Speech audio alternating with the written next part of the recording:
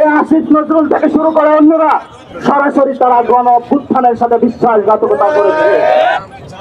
2022-এর যে আইনটা রয়েছে সে আইনের মাধ্যমেই বর্তমান ইলেকশন কমিশনার যারা রয়েছেন তাদেরকে নিয়োগ দেওয়া হয়েছে।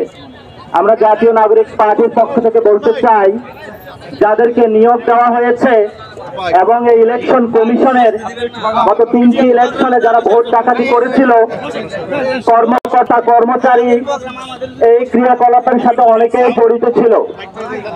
আমাদের জাতীয় নাগরিক পার্টি থেকে প্রথম দাবি হলো ইসিকে পুনর্গঠন করতে হবে। কেন ইসিকে পুনর্গঠন করতে হবে? গত কয়েক মাস আমরা লক্ষ্য করেছি ইসি একটি সাংবিধানিক প্রতিষ্ঠান, কিন্তু সাংবিধানিক প্রতিষ্ঠানিকের জায়গায় তারা কথা না বলে একটি নির্দিষ্ট দলের মুখপাত্রের ভূমিকায় তারা পালন করেছে, যেটা বাংলাদেশের জন্য একটি লজ্জা। বাংলাদেশকে গণতান্ত্রিক প্রক্রিয়ায় নেওয়ার জন্য, মানুষের ভোটাধিকার ফিরিয়ে দেওয়ার জন্য জাতীয় নির্বাচন যে কমিশন রয়েছে এটি একটি অনন্য প্রতিষ্ঠান। এই প্রতিষ্ঠানকে যদি আমরা ঠিক করতে না পারি, ভবিষ্যতে বাংলাদেশে কোনো সুষ্ঠু ইলেকশন হবে বলে আমরা আশা করি না। এই জন্য সুষ্ঠু ইলেকশনের জন্য, গণতান্ত্রিক প্রক্রিয়ায় বাংলাদেশকে ফিরিয়ে নেবার জন্য ইলেকশন কমিশনকে অবশ্যই পুনর্গঠন করতে হবে। এবং এই ইলেকশন কমিশনের প্রথম কেস হিসাবে আমরা ধরে নিব জাতীয় ইলেকশনের আগে স্থানীয় সরকার ইলেকশন। যদি ইলেকশন তারা সুন্দরভাবে সক্ষমতার পরিচয় করতে পারবে, তাহলে আমরা মনে করব এই ইসির ফিটনেস রয়েছে জাতীয় সংসদ নির্বাচনের জন্য। কিন্তু এই ফিটনেস ছাড়া, পরীক্ষা করা ছাড়া জাতীয় নির্বাচনের জন্য গত 15 বছরে শেখ হাসিনা ফ্যাসিস্ট খুনি এই নির্বাচন কমিশন সাংবিধানিক প্রতিষ্ঠানকে যেভাবে নষ্ট করেছে, এটাকে যদি পুনর্গঠন সক্ষমতার পরিচয় যদি আমরা নির্ণয় না করি এবং বিভিন্ন দলের যারা মুখপাত্র হিসাবে ভূমিকা পালন করছে তাদেরকে যদি পুনর্গঠন না করে সেই ইলেকশনে যাওয়া হয়, এই ইসির অধীনে জাতীয় নাগরিক পার্টি ইলেকশন অংশগ্রহণ করবে না ইনশাআল্লাহ। আমরা দৃঢ়কণ্ঠে বলতে চাই, ইলেকশন কমিশনে আমরা কয়েকদিন আগে এসেছিলাম, রকিবউদ্দিন থেকে শুরু করে সাজানো নাটক মঞ্চস্থ করে, ক্ষুধা কমিশনের মঞ্চস্থ করে বাংলাদেশের মানুষের ভোটাধিকার কেড়ে নেওয়া হয়েছিল।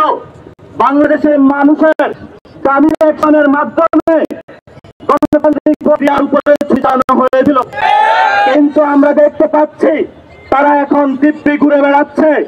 আইনের আওতায় তাদেরকে এখনো আনা হচ্ছে না। নির্বাচন কমিশনের যেই সকল কমিশনারগণ গত 15 বছরে এই সকল খুনি ফ্যাসিস্ট হাসিনা রিজিমের সাথে অংশগ্রহণ ছিল, তাদেরকে আমরা দ্রুত গতিতে আইনের আওতায় আনার জন্য সরকারকে আহ্বান জানাচ্ছি। যদি তাদেরকে না আনা হয়, তাহলে আপনারা দেখেছেন অনেকেই পালানো শুরু করেছে, অনেকে এখনো পালাতে পারে নাই, জেলের মধ্যে আছে। ছাত্র জনতা আইন শৃঙ্খলা বাহিনীর হাতে তাদেরকে নিজ হাতে তাদেরকে তুলে দেবে ইনশাআল্লাহ।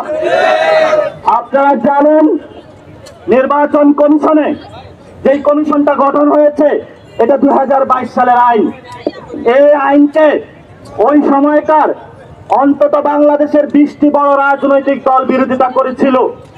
কোট করে বলছি, বাংলাদেশের অন্যতম বড় রাজনৈতিক দলের মহাসচিব মির্জা ফখরুল বলেছিলেন এটা একটি বাকশালী কমিশন হয়েছিল।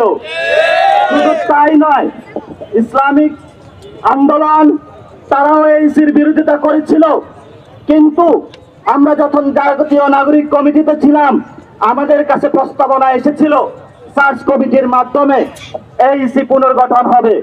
আমরা বলেছিলাম সাংস্কৃতিক, রাজনৈতিক, অর্থনৈতিক পরিমণ্ডলে যেসব আওয়ামী ফ্যাসিবাদী আছে, যে সকল আইন কানুন রয়েছে, সেগুলো ঐক্যমত কমিশনের যে সংস্কার সুপারিশমালা এসেছে সেটার মধ্য দিয়ে পরিবর্তন না করে মুজিবি আইন, শেখ হাসিনার আইনে যদি করা হয়, তাহলে বাংলাদেশকে একটি গভীর সংকটে ফেলে দেওয়া হবে। কিন্তু এই ইন্টারিম গভর্নমেন্ট যারা গণ অভ্যুত্থানে রক্তের উপরে দাঁড়িয়ে আছে, এই আসিফ নজরুল থেকে শুরু করে অন্যরা এই পুনর্গঠনের যে কায়দা কলা কৌশল করেছে, সরাসরি তারা গণ অভ্যুত্থানের সাথে বিশ্বাসঘাতকতা করেছে।